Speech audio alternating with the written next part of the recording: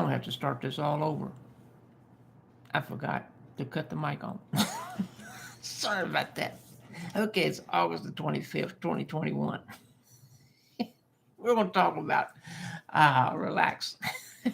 Here we go again. Mic is on. So, uh, I know a couple people out there probably already relaxing in their recliner up. You don't go to sleep. We all need time to relax. However, we don't need to relax all the time. So let's define the word. And as I said earlier, except now the mic's on. Relax is a verb to make less tense, rigid, or firm. To make lax, to relax the muscles, to diminish the force of, to slacken or abate as effort, attention, to make less strict or severe, like rules. Okay, that all makes sense, and probably most of us already knew that. So we all have our own unique ways to unwind. Excuse me, coffee time. So, whatever your way is, I'm sure you've hopefully picked a positive way. If not, we will address that later. Um, Playing golf, cards, video games. Most of the time, that's considered a negative, but if you control your time in the video game, it's actually not. Talking with friends, family, going for walks, taking in a movie, or going to a ball game. Unfortunately, the song Loverboy, made back in the 80s, I believe that's right, Working for the Weekend, gave people a skewed view of what it means to relax. We don't want to think that we're working all day, all 5 days a week, so 2 days a week we can relax. That's stupid. I don't even know the way to put it. That's stupid. I don't even like the term hump day because to me, to get over the hump means you have accomplished getting over something that you didn't want to do. You know what? If you don't want to be at your job, don't be. Get another job. Anyway, you need to enjoy where you're at. I do like that song, Work for the Weekend. So it's not that I don't like the song. I think about years ago, uh, one of my jobs was digging foundations for houses by hand. They don't do that now, but anyway, back then they did. So we would run into rocks and roots and hard ground, and man, it was work. I'm not kidding you. Fortunately, I was 18 years old. Didn't even faze me, or I didn't think so. Uh, I worked with a 60-year-old guy. He was a black guy, and he and I would talk about all kinds of stuff. And I said, Henry, how long you been doing this? He said, I guess now on to 40 years. And I went, good gracious, 40 years? He couldn't have weighed 110 pounds soaking wet. I said, Henry, why have you done this for so long? He said, I like it. Well, boy, that taught me a lesson. I was doing it to earn money, but he liked digging ditches. And I said, why do you like digging ditches? He said, oh, man, it's a blast. He said, sometime I run into the Rock family. In the Rock family, those guys are tough, man, but I know how to get them out of there. And sometimes I run into the Root family. You know what? Man, they're a tangled mess, but I know how to get them out of there. He said, I have found so many different families underground, and I've learned how to deal with each one of them.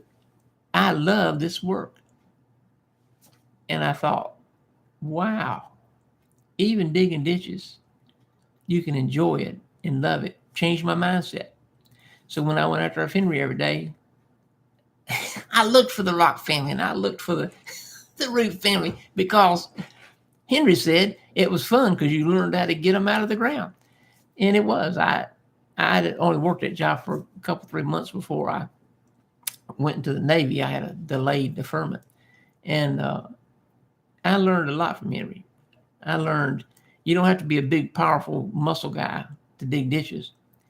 And he'd been digging ditches 40 years. And like I said, he didn't weigh 110 pounds soaking wet. But he was wiry. Wiry means tough, like a coiled spring. So I liked working with Henry. Pretty cool guy. Let me move on here. Let me give you a definition of relaxation. It means abatement or relief from bodily or mental work, effort, application, and activity or recreation that provides such relief, diversion, or entertainment. So, we all do need relaxation. Your body needs time so it can recuperate from work. And you do realize hobbies are work, right? I see that. I see those eyeballs go up. Yeah, it is work. Because you have to exert energy to do whatever you're doing. And by the very definition, exerting energy is work. Okay. Let me move on. So work and relaxation, both are needed. They're both very necessary in life. And it's called balance. Society could never have advanced if we had nobody doing work to build buildings and improve things. Society could never have survived if we hadn't had relaxation. Your body has got to recuperate. You can't go 24/7. Just saying, can't do it. Workaholics are as out of harmony as those that want to enjoy diversions all the time. Both of them are out of balance. They're extremes. You have to balance your work with your relaxation. You don't work to relax, and you don't relax to work. You have to balance the two. So consider this. Some people like to work. I do. It's always been fun. I always made whatever job I was doing, I made the job fun. In a lot of businesses, I considered myself as the owner. I didn't, but I did consider myself as the owner, and I took care of that business as if I were the owner. And, I didn't get a whole lot of pat on the backs or raises or anything else, but I knew I had done my best, and I always got good referrals whenever I went somewhere else. So let's go down to this last little bit here. Know your limits. You know when things are out of whack. Yes, you do.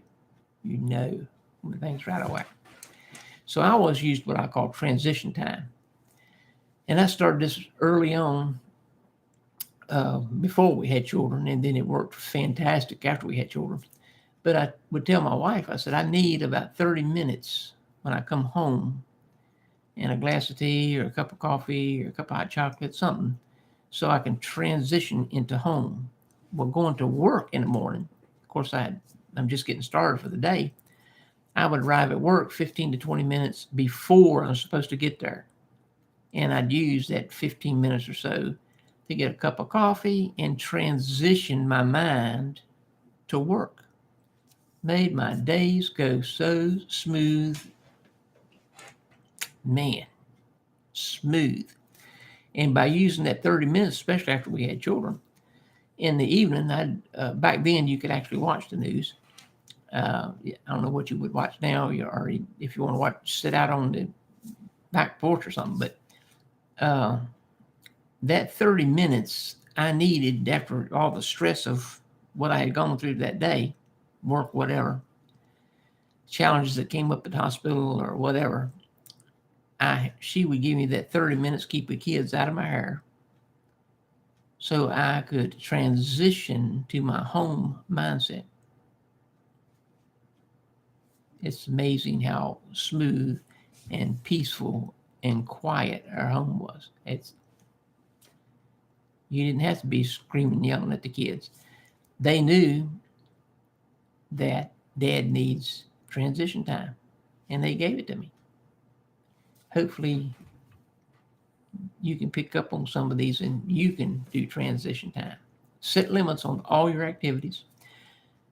Think about where you need transition time.